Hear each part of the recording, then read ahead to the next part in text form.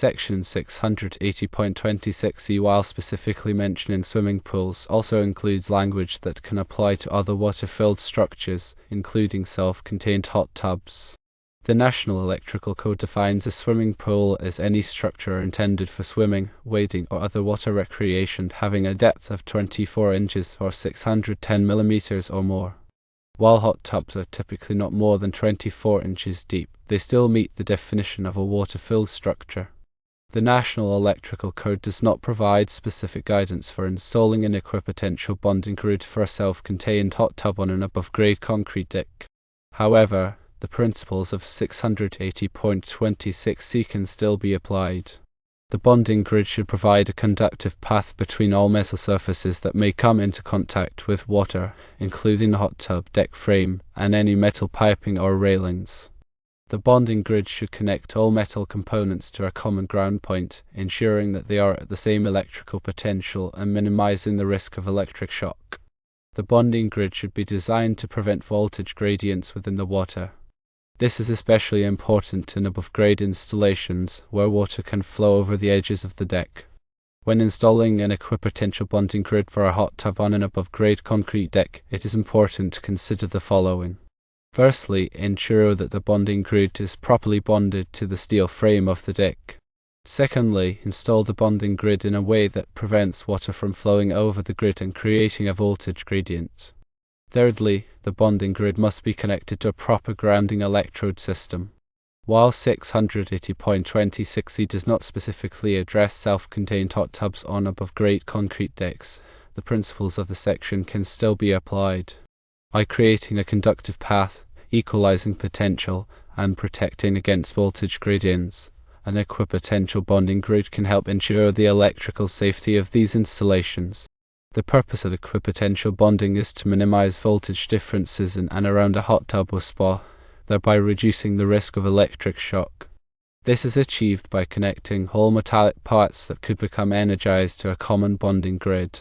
Firstly, the hot tub's metal components, including the pump motor housing and any metal parts within the shell, should be bonded.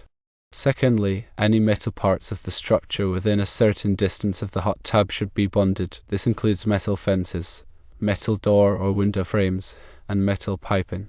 Thirdly, the reinforcing steel within the concrete pad or deck should be bonded.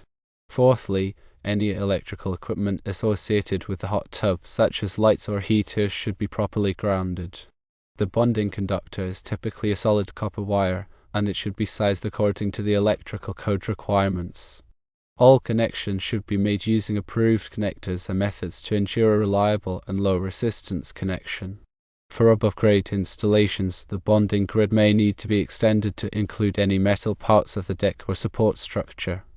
In addition to bonding, grounding is also essential for electrical safety.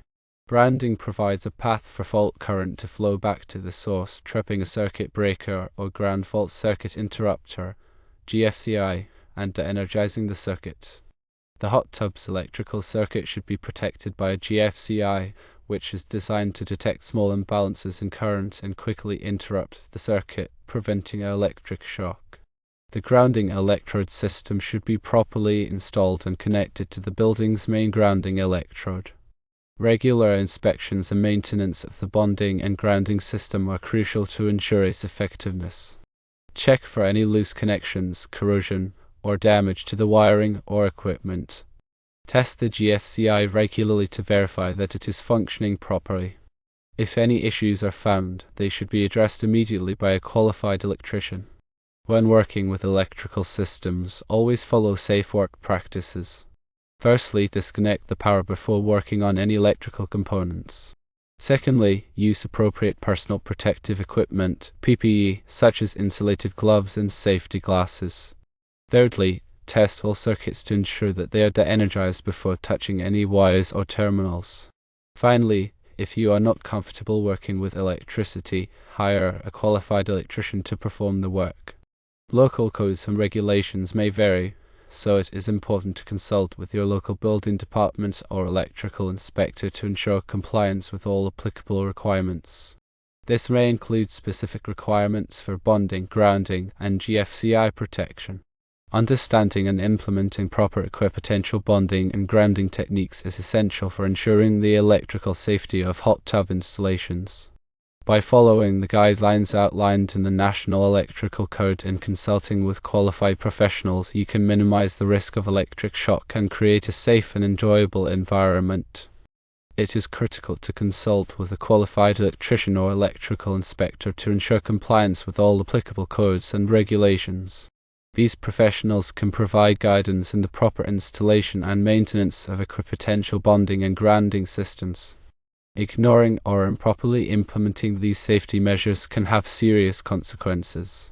Electric shock can cause serious injury or even death. By taking the necessary precautions, you can protect yourself and others from electrical hazards. Proper equipotential bonding is not just about meeting code requirements, it is about protecting lives. It is a critical safety measure that should be taken seriously. If you are unsure about any aspect of equipotential bonding or grounding, consult with a qualified professional. They can provide the expertise and guidance you need to ensure a safe and code-compliant installation. The information provided here is for general guidance only and should not be considered a substitute for professional advice. Always consult with a qualified electrician or electrical inspector before performing any electrical work. Keep in mind that the National Electrical Code is a living document that is updated regularly. It is important to stay up to date with the latest changes and requirements. Subscriptions to professional organizations like the National Fire Protection Association (NFPA) can help electricians and installers maintain code compliance.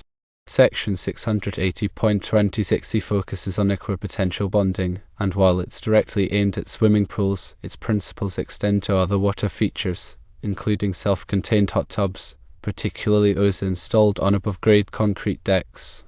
The key is to minimize voltage gradients in and around the hot tub area, reducing the risk of electrical shock. Firstly, create a conductive path by connecting all metallic components in and around the hot tub. This includes the hot tub's metal frame, pump housings, metal piping, and any metal parts of the deck or surrounding structures. The goal is to ensure that all these components are at the same electrical potential. Secondly, equalize potential by connecting all the metallic components to a common bonding point. This bonding point is then connected to the grounding electrode system, ensuring a low impedance path for fault currents. Thirdly, protect against voltage gradients by installing a bonding grid that extends beyond the perimeter of the hot tub. This grid helps to distribute any potential voltage differences over a wider area, reducing the risk of shock. Specific considerations for above-grade decks include bonding the deck's metal frame to the bonding grid. This is crucial because the deck itself can become energized, especially if it's made of metal or has metal components. Also, consider water flow, as water can create a path for electrical current. Install the bonding grid in a way that minimizes the risk of water flowing over it and creating a voltage gradient. Grounding is also critical. The bonding grid must be connected to a proper grounding electrode system, such as a ground rod or a connection to the building's grounding electrode. The grounding electrode system provides a path for fault currents to flow back to the source, tripping a circuit breaker or GFCI. When dealing with above-grade concrete decks, it's important to ensure that the concrete is properly bonded. If the concrete has reinforcing steel, the steel should be bonded to the bonding grid. This helps to create a more effective equipotential plane. In some cases, it may be necessary to install a supplemental bonding grid under the concrete deck. This grid can be made of copper wire or a conductive mesh, and it helps to further reduce voltage gradients. Remember that the goal of equipotential bonding is to create a safe environment around the hot tub. By connecting all metallic components and providing a low impedance path for fault currents, you can minimize the risk of electrical shock. Always consult with a qualified electrician to ensure that the bonding and grounding system is properly installed and meets all applicable codes and regulations. Section 680 of the National Electrical Code covers electrical safety requirements for swimming pools, spas, hot tubs, and other water features. It's a complex section with many specific requirements, so it's important to have a thorough understanding of the code before performing any electrical work. The code requires that all electrical equipment associated with a hot tub be properly grounded.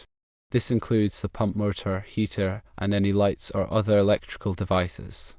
The grounding conductor must be sized according to the code and connected to a proper grounding electrode system.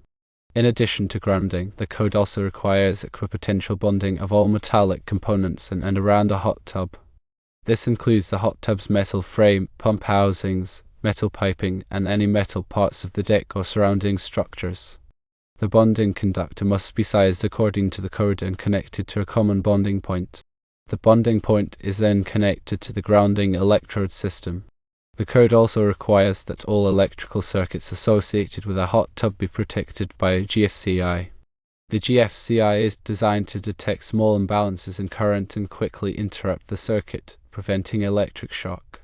The GFCI must be installed in a readily accessible location and tested regularly.